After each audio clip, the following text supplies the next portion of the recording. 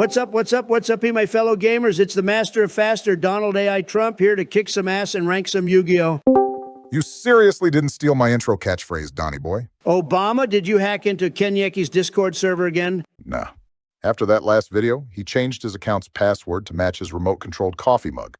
Instead, he thought it would be a good idea to just give me access to the server to help you with your extremely unbiased children's card game rankings. By the way, the password is coffee mug.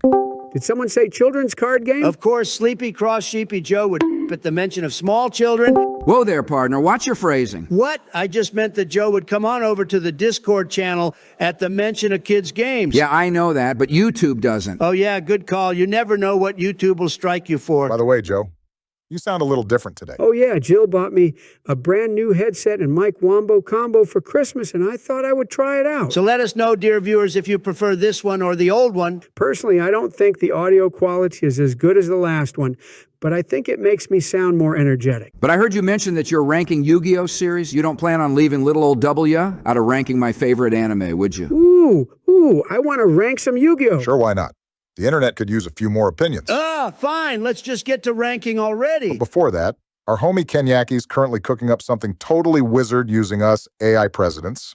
So these ranking videos are probably going to be a nice filler episode while that's still in the oven. I heard that it's going to be a continuation of the last President's Duel episode, starting off from when we head off to Denny's. So subscribe and ring that bell if you want first dibs on when that episode comes out. And like the video if you want to let us know that you want more of these Yu-Gi-Oh! Tier lists. All right, let's go from release order. So our first series is the original DM Duel Monsters. Wait, are we ranking it based on the JP or English version? This can be based off of anything, Joe, be it any version's voice acting, the cards, the soundtrack, the characters, anything.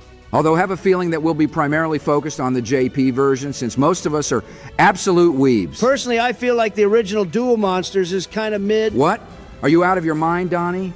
Duel Monsters is no Cap King of Duels tier. You gotta be absolutely Magnum Huts if you think DM is mid. No, he's got a point. Care to explain your reasoning, you two? Well, for me, it was real confusing since they kept changing the rules all the time. I kept thinking, how come Kaiba doesn't just bring out his blue eyes, only to realize that they're playing Battle City rules? While I do agree that trying to learn Yu-Gi-Oh! Via the DM anime is next to impossible, you can't deny the impact that it had, since there was nothing like it at the time. While I too am guilty of normal summoning many a flame swordsman back in the day, you can't ignore the legendary voice acting of Dan Green and Eric Stewart as Yugi and Kaiba. No disrespect to Eric, but personally I prefer the voice acting of Kenjiro Tsuda in the Japanese version.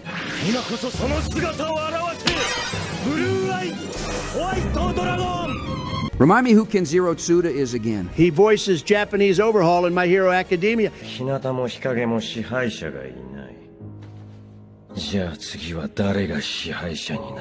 Oh. Okay, yeah, he's amazing. I still think Duel Monsters should be King of Games tier. But Donnie, Joe, you make some good points. So I say we put it in tier 1. Fair enough, I can live with that. I would have put it in Rogue, but fine. Next we have good old GX. Trash? What? Now man, I can agree that it isn't as good as DM, but trash? Really? Isn't your favorite card literally E-Hero Flame Wingman? Cancel this man. Bar his opinions from the internet.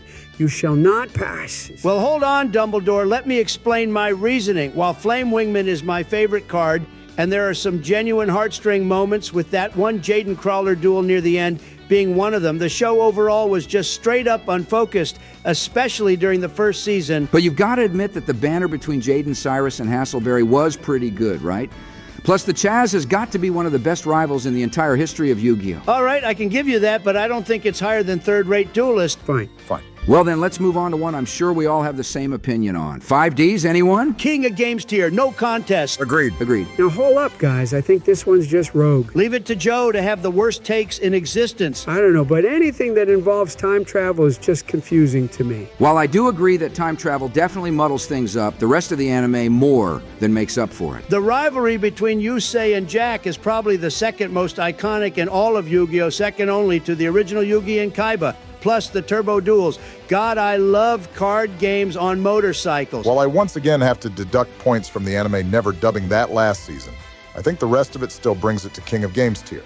Well, I guess I can live with that. Next is where the anime started its downward trend, Zexo. Actually, I think it's better than GX. Donnie? Really? Zexal is trash. It is so not trash. It has the most adorable little children. Joe, stop talking. What really sets Zexal apart for me is the jump from standard definition to HD format. Say what you want, but Zexal's got to be the best looking series out there. Plus, the JP version has some of the best voice acting performances and the second best soundtrack.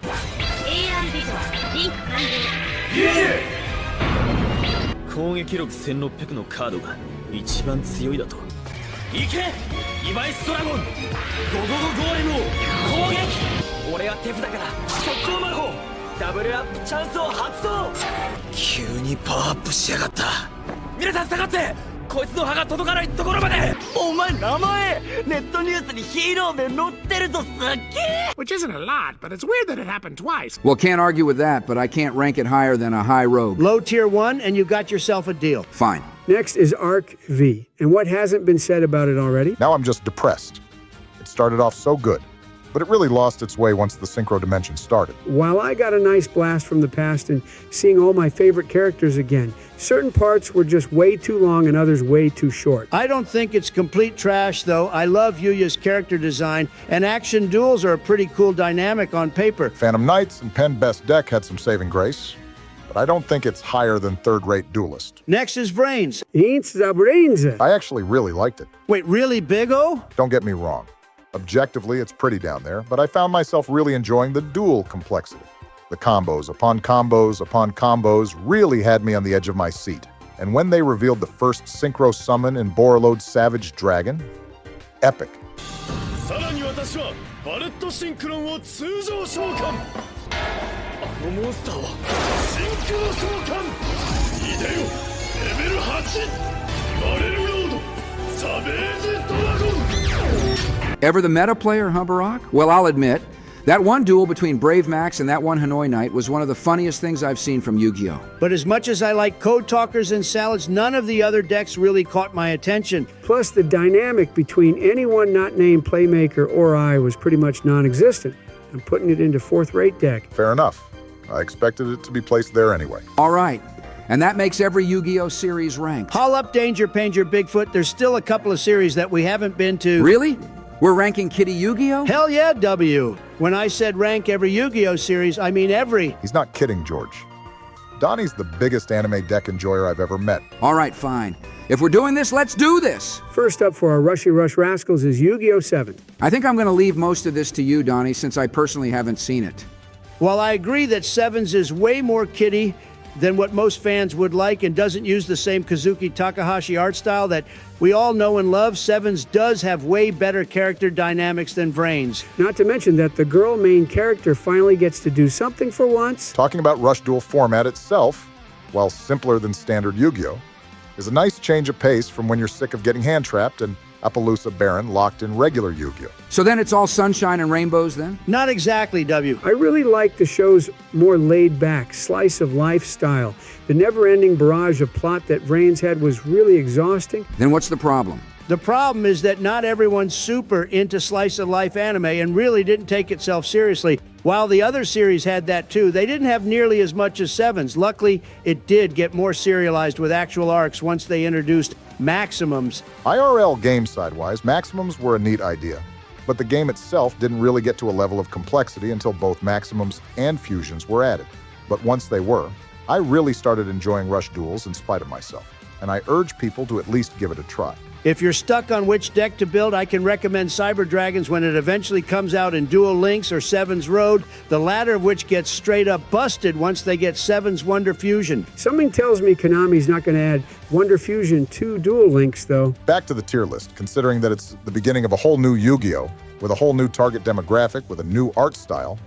Honestly, it's not amazing, but it's not bad either. There's parts of it that I like and parts that I don't. Same with any other Yu-Gi-Oh! I really liked it, but it did take some getting used to. Does third-rate Duelist sound good to you? Sounds fair. For me, it's tied with Ark V, but lower than GX. All right, next is Go Rush. There's another one? Oh yeah, and what another one it is. Unlike the other series, Go Rush is a continuation of Sevens, of a sort. I'm not going to spoil it here, but there's definitely connections between Sevens and Go Rush. Is that like a good thing or a bad thing? Well, I really liked it. I think it comes down to taste. There's a bunch of characters that are derivative of their Sevens counterparts, but that's all I'm willing to say about it. Okay, then, how's the show?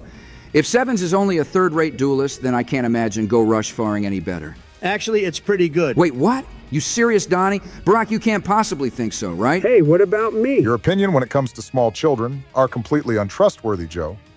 But I actually find myself agreeing with Donatello on this one. Don't get me wrong, if you thought that Sevens was slow, the beginning of Go Rush is even slower. It's like the show's stuck in tutorial mode and takes way too long explaining every single mechanic in mind, numbing toddler-friendly detail. Not gonna lie, even I thought that it was way too slow. It doesn't really get going until about episode 30 or so, which, yeah, if you totally tune out from watching 30 episodes of boring tutorial filler, I can't blame you. Plus, the show's main character, Yugioh, is one of the blander Yu-Gi-Oh protagonists. So if Alien, whose only personality is he doesn't know what a toaster is, doesn't interest you, you're not going to like him. However, Once it gets going, it really gets going. after the tutorial stuff is out of the way, the show takes itself progressively more and more serious, or at least as serious as the target demographic will allow. With the exception of a couple of episodes, it feels like every one of them has meaning and purpose, with some of them actually managing to tug at the heartstrings,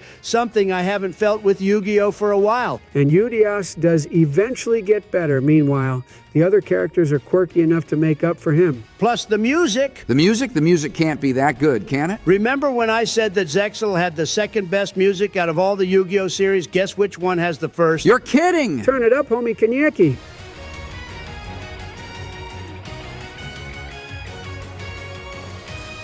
The soundtrack is primarily credited to Ryo Kawasaki and Emma Shimura, who, according to VGM.net, have worked on things such as the Fate Grand Order series before. Personally, I haven't had time to watch FGO, so I'm going to take their word for it. I still think the beginning of the series really drags the entire thing down, but the other half of the anime makes up for it. I'd say it's low tier 1. Seconded. It's right behind Zexal for me. Huh. You guys really like this anime, huh? Tell you what, how about we have a sleepover at Donnie's and have a whole watch party later? Hell yeah! I'm game. Me too, and don't forget the popcorn-flavored ice cream. That's disgusting, Joe, but sound like a plan. I just got to get this one thing out of the way first. Hold on, you're cutting out a bit there, W. It's probably just some spotty Wi-Fi at where I'm at. Spotty Wi-Fi, where exactly are you? Oh, never you mind. Well, then I guess I'll see you guys at Donnie's. All right, later, guys. Later, Bader Gator. Yes, later, presidents. I'll see you real soon. And thanks for your copies of Assault Winged Dragon, Barack. For you see, Laura, before long, we'll finally be together again.